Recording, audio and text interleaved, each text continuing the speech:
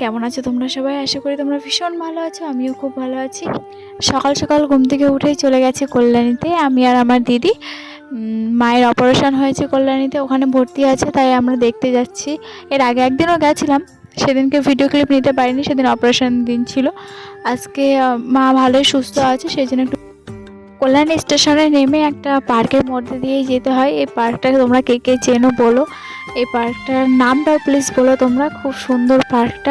ভেতরে না প্রচুর কাপাল ছিল, তা আমাদের ভেতরে তো যেতে পারবো না, আমরা জাস্ট একটু ভেতরে রাস্তা টাইপের আছে ওই দিক দিয়ে যাচ্ছিলাম। ভেতরে রুম করা ছিল অনেক, মানে অনেক সুন্দর পার্কটা।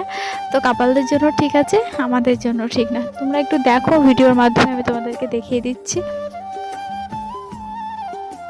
এটা আমার বড়দি, আমি আর আমার বড়দি এখান থেকে আমরা দুজন মিলে গেছিলাম, আর ওখানে আমার মেজদি এসেছিলো, আমরা 3 বোন।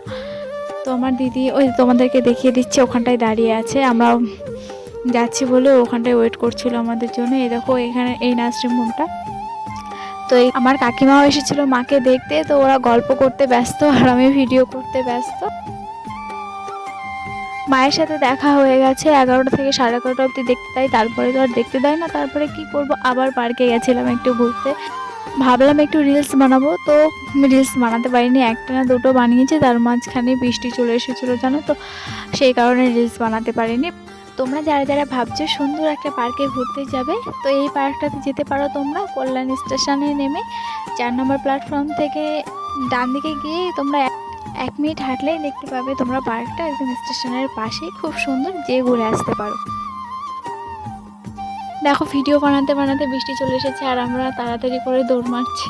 হ্যাঁ, বৃষ্টিতে ভিজে যাব, সেই কারণে ছাতা নিয়ে যেতে মনে ছিল না জানো। তারপরে দেখো তোমাদের চিটে করে বৃষ্টি হচ্ছে। আমরা তো মায়ের কাছে যে নার্সিংহোমে আছে সেখানেও পৌঁছাতে পারিনি, এক জায়গায় দাঁড়িয়েছিলাম।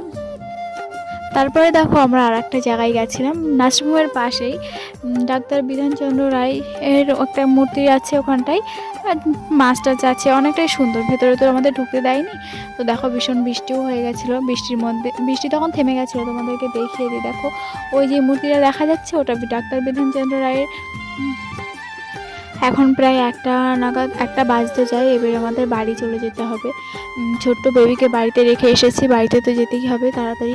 একটা 19-এ একটা ট্রেন আছে, ওই ট্রেনটাই ধরবো আমরা। তো অলরেডি আমরা স্টেশনে পৌঁছে গেছি, তো একটা ট্রেনও ঢুকে গেছে, এটা শিয়ালদা সীমান্তে।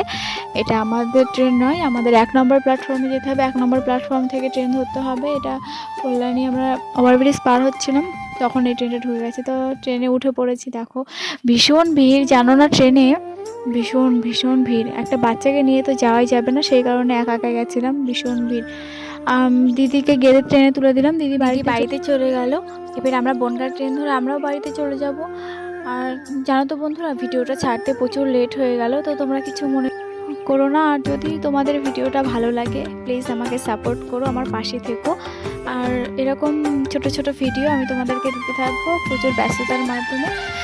বন্ধুরা, আমি এই ভিডিওটা এখানেই এন্ড করছি। তোমরা সকলে ভালো থেকো, সুস্থ থেকো। আবার দেখা হচ্ছে নেক্সট ব্লগে। বাই।